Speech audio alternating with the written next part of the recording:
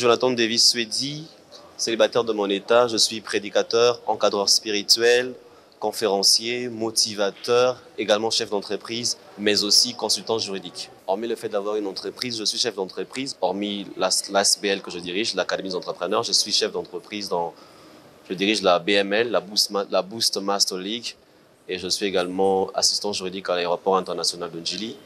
Aussi formateur et conférencier à Ecobank, mais également conférencier rattaché à l'Université Congo à Kisantu. L'Académie des entrepreneurs est, comme le nom le dit, un réseau d'entrepreneurs qui a pour but de promouvoir la culture entrepreneuriale, promener le civisme financier et monétaire, inculquer l'éducation financière dans le chef des jeunes chrétiens d'aujourd'hui, futurs entrepreneurs de demain. Ce qui dit académie dit une certaine formation, un certain cursus et une certaine méthode à suivre en vue d'être au sommet des startups.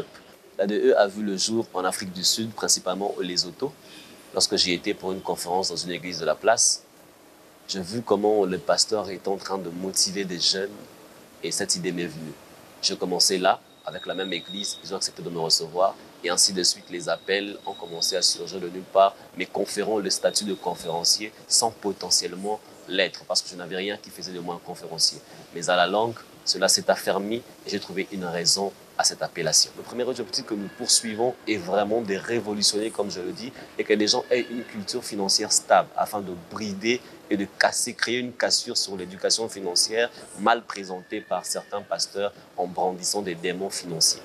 Pourquoi ce nom Académie des entrepreneurs? Je me dirais que c'est parce que la plupart de jeunes chrétiens ne sont pas formés sur l'entrepreneuriat. Et certains chrétiens ne sont pas formés, ils se lancent par la foi sans pour autant avoir des prérequis exigés et adéquats pour être appelés chefs d'entreprise. Tout part du fait que nous avons constaté que dans les églises, lorsque les pasteurs, hommes de Dieu que nous respectons, déclarent sur le peuple de Dieu, la majeure partie des jeunes reçoivent avec fougue, avec frénésie, avec ardeur et passion, croient tellement en ça mais sont passés au pragmatique.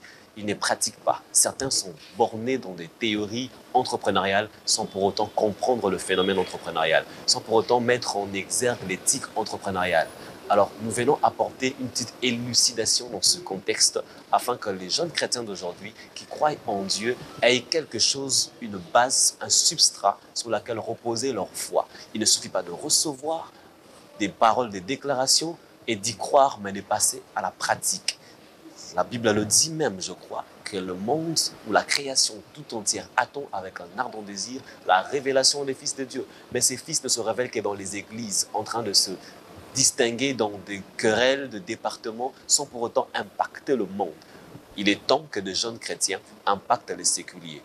Pierre ne fera pas tout, les hommes de Dieu ne feront pas tout. Il faut un Joseph d'Arimathée pour le corps du Christ. Et il est temps que les jeunes se lèvent et entreprennent dans différents secteurs, domaines et disciplines de la vie afin de faire un contrepoids avec ceux qui se disent occultistes ou ceux qui se disent percés sans avoir Jésus.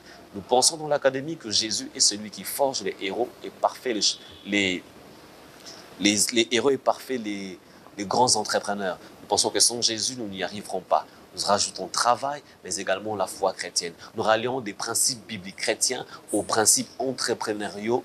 Nous les rallions ensemble afin de créer quelque chose qui n'a jamais eu lieu. Nous voyons très peu ce genre de conférences dans les églises. Alors l'Académie a mis en place plusieurs programmes, différents programmes, notamment la conférence BETAB, qui est une conférence d'élan entrepreneurial dans les églises locales, mais il y a plusieurs autres programmes comme la Boost Master Conference, le programme de Junior Entrepreneurship, des concours où nous octroyons un certain financement et un accompagnement juridique dans le cadre de la réalisation des projets dans les églises locales, mais surtout les pousser à se distinguer, à ériger un immeuble, à bâtir un empire et que cela soit visible en vue de faire taire les contestations. Parce que la Bible dit que le sort fait cesser de contestation. L'apport de l'ADE n'est pas simplement dans la jeunesse actuelle, mais l'ADE apporte sa pierre à l'édifice, au corps du Christ également, mais également au monde, en brandissant quelque chose d'exceptionnel. Nous ne parlons pas de l'entrepreneuriat en se basant uniquement sur des notes académiques sans expérience, mais également en brandissant des principes bibliques sous lesquels est tiré l'entrepreneuriat. Parce que nous pensons que l'entrepreneuriat fait partie du droit, du germe concédé à l'homme par le Créateur Dieu. Nous y croyons. Difficultés rencontrées, il y en a beaucoup. Partons déjà de la création, de la légalisation de documents, ça a été compliqué. Le fait que ma première réunion que j'ai eu à faire dans un pays étranger était assez compliqué. Le monde, pour pouvoir faire mouvoir la masse, ça a été un problème. Mais je crois qu'avec l'aide de Dieu, nous y arrivons et je surmonte certaines étapes. Mais les difficultés, il y en a de plusieurs ordres, notamment financiers. Premièrement, ce sont des jeunes, prioritairement en fait des jeunes qui vont de la tranche d'âge de 18 à 35 ans. Deuxièmement, tout établissement ou organisme qui partage des objectifs similaires aux nôtres, mais aussi tout écolier ou universitaire qui veut devenir chef d'entreprise ou qui rêve de le devenir d'ici 5 ans. Dans l'ensemble, je ne dirais pas que je suis au-dessus, je suis sur la bonne voie. Mais dans certains pays, ça s'est implanté un peu partout en moins de 2 ans. Alors je peux dire que je suis sur la bonne voie. Je ne suis pas au-dessus, mais je suis exactement sur la bonne marge. Sur 100%, une échelle de 100%, je dirais que je suis déjà dans l'instant à 57% en moins de 2 ans. On veut que ces réseaux soient énormes, que ces réseaux soient vus sur l'échelle africaine, sur l'échelle internationale. On veut vraiment que nombreux comprennent que des chrétiens peuvent entreprendre. Je ne m'attends pas à ce que la population me reçoive à bras ouverts, mais je suis sûr d'une chose, c'est que j'attends que la population devienne entrepreneuriale. J'attends une population entrepreneuriale avec un certain sens du civisme entrepreneurial, que toute la population, si possible, quoique cela semble utopique, s'engage au civisme entrepreneurial. Brise certains complexes de pays africains rattachés à la culture bantou.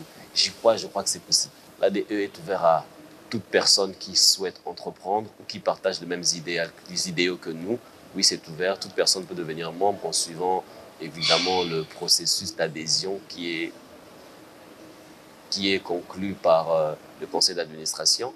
Mais à cette exception, pour nous joindre, c'est très facile pour l'instant. Je préfère donner mon numéro de téléphone. Pour contacter l'ADE, vous pouvez me contacter au travers du numéro 09 72 344 514 ou encore 09 72 344 414. Vu que je prône de la culture entrepreneuriale, je crois que cela est une entreprise et que le concept qui a été créé demeure et perdure jusqu'à ce qu'on fasse parler de vous dans la ville de Kinshasa et pourquoi pas en Afrique.